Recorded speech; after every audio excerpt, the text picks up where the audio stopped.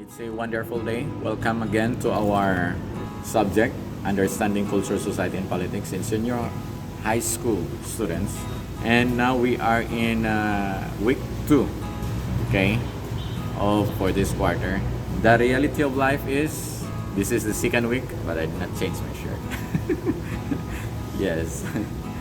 Okay.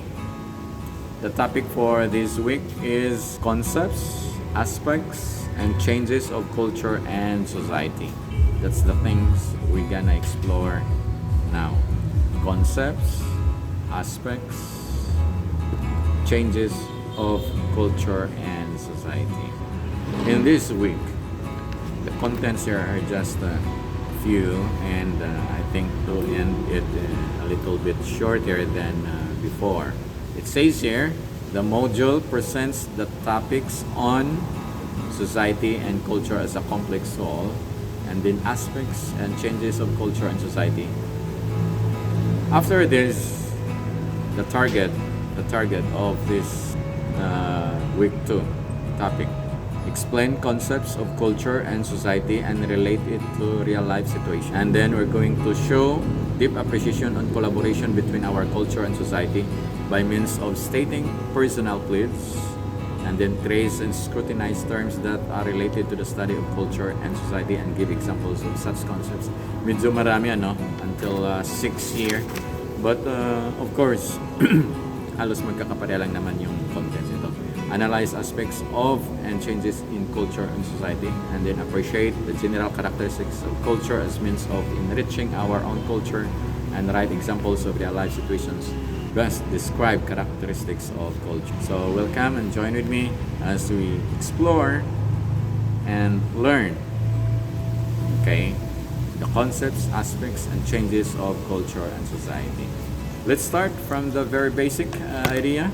Sabi dito, when you say concepts, how do you understand? Why we're going to target the concepts of culture and society? The concepts is the generic idea, the starting point, the general idea, okay? The generic idea of culture and society. And aspects, appearance to the eye or mind. So how you picture out things, that's the aspects. Aspetto, appearance, how it appears on you, on your eye, on your mind, on your understanding, that is aspects. And changes, so changes, pagbabago, does it change to a better one? Does it change to one that has problem? So concepts, aspects, and changes of culture and society. I think in our first topic, we didn't talk much about culture and society, even though our subject is understanding culture, society, and politics. But in our first topic, we talk about nature, goals, and perspectives in anthropology, sociology, and political science. But now, dito na natin makikita yung culture and society. Okay? Do you have culture? Do you have society? What culture do you have? Or what society do you have? What's the difference between these two? And yes, of course, we will know it. We're going to, it says there, what is the difference between culture and society? What is the relationship in today's world? How is culture defined? How is society? Yes, please tell me. Alright? Comment how you understand culture. But from this simple understanding, it says here is customary beliefs, social forms, material traits of any racial religions or social group, their behavior, practices, goals, attitudes, knowledge, beliefs, values. So many things, so many. Culture and society. What is society? Companionship, associates, company. That is the words that I mentioned. They come from common dictionary. But later, after this talk, maybe you have to share also what is your understanding of culture and society. Okay, go a little bit from different reference. There's a flower. You see, it's a flower for me. Thank you. Oh, does the flower has a meaning to you? Yes. For some, nothing. For some, very meaningful. Yeah. Maybe it depends on the or from the culture na nagpalaki sa'yo. Right? What could be the meaning of this kind of flower? Look at that. Look at that. I will show you. Look at that. Look at that. This flower is very simple. Very simple. Yes. What could be the meaning? Okay. Later we'll talk about it. Okay. Let's define from different reference. It says here, was first used by the English anthropologist Edward B. Taylor. It says here from his book Primitive Culture. Culture is that complex whole. Isang komplikado na buo. It's a complex whole. On the other hand, society, it's a complex web. So, tingnan natin ng kaibahan. Anthropologist Edward Taylor, he gives the meaning of culture is a complex whole which includes knowledge, belief, art, law, morals, custom, and any other capabilities and habits acquired by man as a member of society. On the other hand, a sociologist summarized their ideas. Society is viewed as a complex web of relationships existing out of man's interaction with one another. Another one says here, from a sociological standpoint, culture denotes acquired behavior and habits that are shared by and transmitted among groups of people as a result of their interaction with one another. On acquired behaviors and habits. Okay, ulitin ko. We are trying to define the culture. What is culture? For anthropologists, it is a complex whole which includes knowledge, belief, art, law, morals, customs, and any other capabilities and habits acquired by man as a member of society. On the other hand, from a sociological standpoint, okay, sabi dito, culture denotes acquired behaviors and habits that are shared by and transmitted among groups. So, hindi magkakalayo yung pagkakabigay nila ng kahulugan. But in sociological standpoints, it is just an acquired behaviors. In anthropologists, it is a complex whole. It's a package. Okay, let's continue. And it is an accumulation that a new generation inherits and inheritance into which a child is born. On one hand, we define culture as the collective behavior of man arising from a shared belief and value system based on ideologies, way of life, norms, and even identities. Okay? It is an acquired set of customs, traditions, and a mindset transmitted across generations within societies. In this sense, culture varies across different countries and regions of the world. So, sa madaling salita, yung kultura, we talk about culture. Your culture, my culture, ay magkakaiba. But we're still talking about culture. Our culture as Filipinos, different cultures of other people outside the Philippines. And what is society? On the other hand, society is viewed as a complex web of relationships existing out of man's interaction with one another. There are several definitions of society throughout different branches of social sciences. Auguste Comte, the father of sociology, saw society as a social organism possessing a harmony of structure and function. While on Talcott Parsons, an American sociologist, conceives the society as a system comprised of the interactions of many individuals within a situation through commonly understood cultural norms of generalized symbols and associated meanings. While on Cole, an English political and theorist and economist, views the society as a complex or organized associations and institutions with the community. And according to social scientist Robert McClever and Charles Page, society is a system of usages and procedures of authority and mutual aid of many groupings and divisions of controls of human behavior and liberties.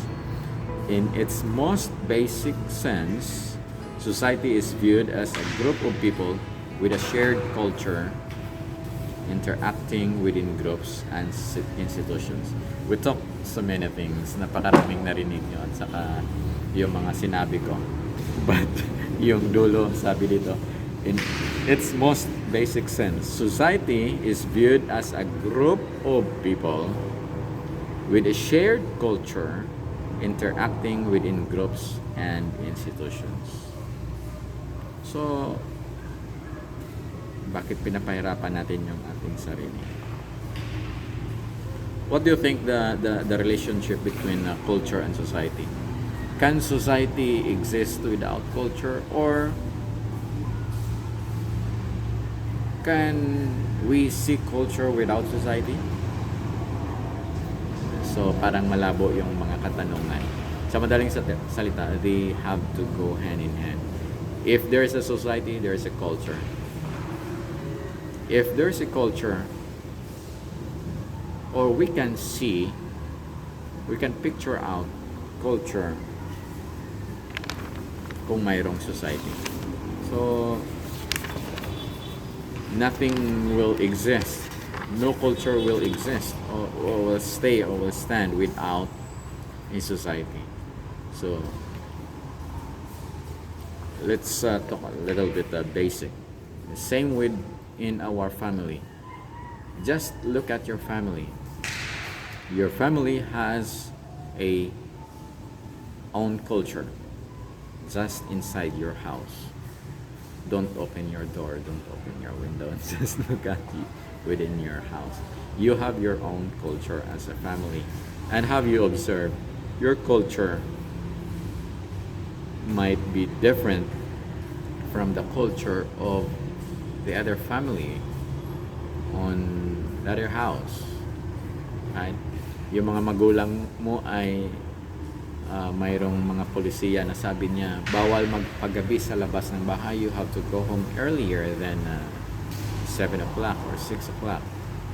On the other hand, other families, they don't practice that kind of policies or that kind of culture. So that is why it says there kanina, culture is from place to place. Of course, they're different. And it's a complex whole. But yun ang nagde-define sa isang society, yung kultura. No. I think we have to stretch out a little bit, or we have to change a little bit. Culture, I think, does not define a society. But culture describes. Yan, I think, mas magandang pagkakasabi. Yung kultura ay naglalaragway. It describes a society. But because if we say define, parang medyo questionable. I think culture is the one describes anything that represent a society. That is a culture of a society. But anything that represent you as you are, so that is your own culture. Okay, tingnan po natin yung mga characteristics of culture. After we look at the characteristics of culture, I think we are enough. Tingnan natin, characteristics of culture. What are the characteristics of culture? Pag sinabi natin na characteristics, character is something that defines or describes also. So, yung kultura ay nung pinanganak ka ba, marunong ka na, alam mo na kung ano mga kultura na bilang isang Pilipino. Or yung kagawian ng kultura, sabi doon kanina, let's say, knowledge, beliefs, or the behaviors, how we interact with others, material traits, values, attitudes, the culture. So, for example, let's start with behavior. Your behavior now, saan po yan galing? Your behavior now is where? Behavior na binigay ng magulang nyo sa inyo. Right? So, one characteristic of culture. Culture is social because it is the product of behavior. Okay. Culture pala is social because it is the product of behavior. What does it mean? Kung ano ikaw ngayon, it could be the product of others. Okay? It could be ginaya-gaya mo sila, kinopya-kopya mo sila. Bakit? We are social being. So nakikita mo yung ugali nila, nakikita mo yung the way they live, the way they talk. Sometimes ginagaya-gaya natin. So it says here, culture is social because it is the product of behavior. Culture does not exist in isolation. It is a product of society, develops through social interaction. No man can acquire culture without association with others. So, yung kultura mo ngayon, probably, bunga yan kung saan ka. Okay? Unless may mga na-preserve ka na kultura na galing. Ganito na lang siguro. For example, you are from Bicol, you are from Mindanao, or other places in Visayas, or other places here in Luzon. So, nung una mong pagdating dito sa Bulihan, or sa kung saang lugar ka man, you will say, oh, iba yung mga tao dito, ganito, ganito. Sa madaling salita, your culture there is different from the culture na kung saan ka dumating. And as time goes by, the more you interact with other people, the more you socialize yourself with the people around you, marunong ka na rin gumalaw kagaya ng mga galaw nila. Anong galaw ng mga taga Makati, iba kaysa mga galaw ng mga Mindanao. Yeah, see? So culture is social first from our module because it is the product of behavior. And next, what is your observation nowadays? Classes more on social media. Classes is more on digital. We are in digital culture. I don't know kung tama po yung pagkakasabi ko. But the culture now is digital as well as behaviors. Next, culture varies from society to society. Do you agree? Yes, she agrees. Varies from society to society. Ganun yung sabi ko kanina. Parang sinabi lang ng iniba lang yung pagkakasabi, but ganun pa rin. Sabi kanina, culture is social because it is a product of behavior. Ngayon, culture varies from society to society. Of course, every society has a culture of its own that differs from other societies.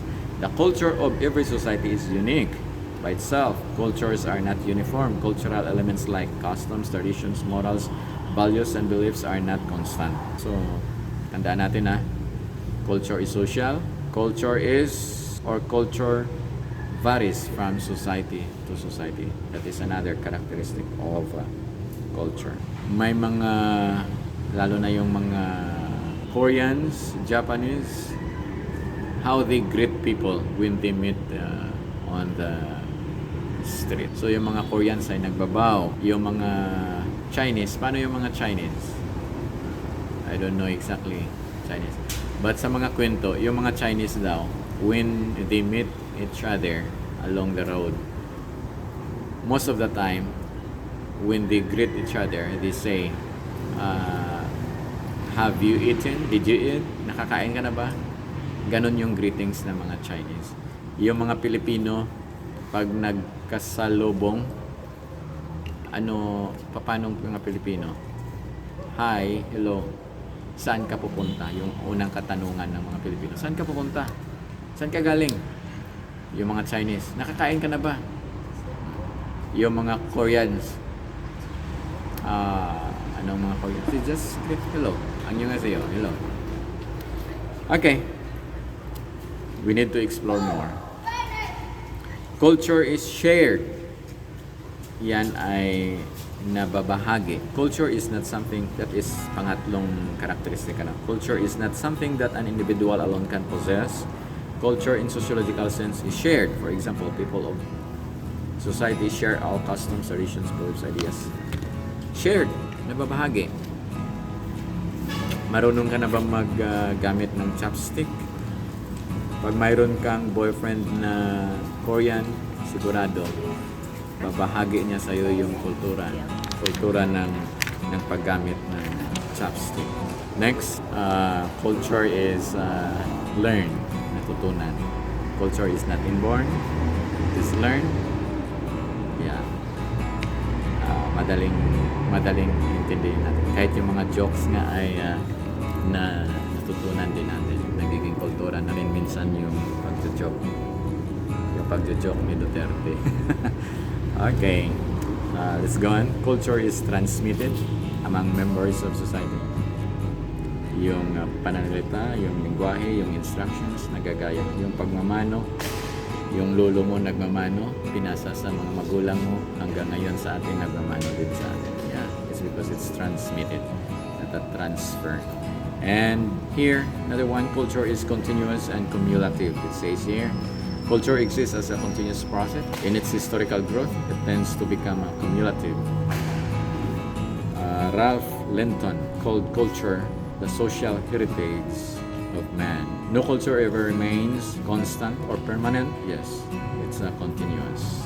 And lastly, it is because there are only 7 characteristics mentioned here in this module. Culture is gratifying and idealistic. Culture provides proper opportunities for the satisfaction of our needs and desires. Our needs, both biological and social, are fulfilled in cultural ways. Culture consists of the intellectual, artistic, and social ideals and institutions where members of society profess and strive to confirm. So, it gives us satisfaction yung kultura na kung saan tayo. I've seen a very simple culture, no? Nung nakaraang mga araw, kultura sa Ghana, Africa. Is it from Ghana, Africa? Na yung patay, share ko lang ito, yung patay, paano nilibing, ano yung mga kultura nila bago ilibing. Sineselebrate nila kung paano nila masiselebrate sa pinakamasayang paraan. Yun ang pinapabao nila. That is according to their culture.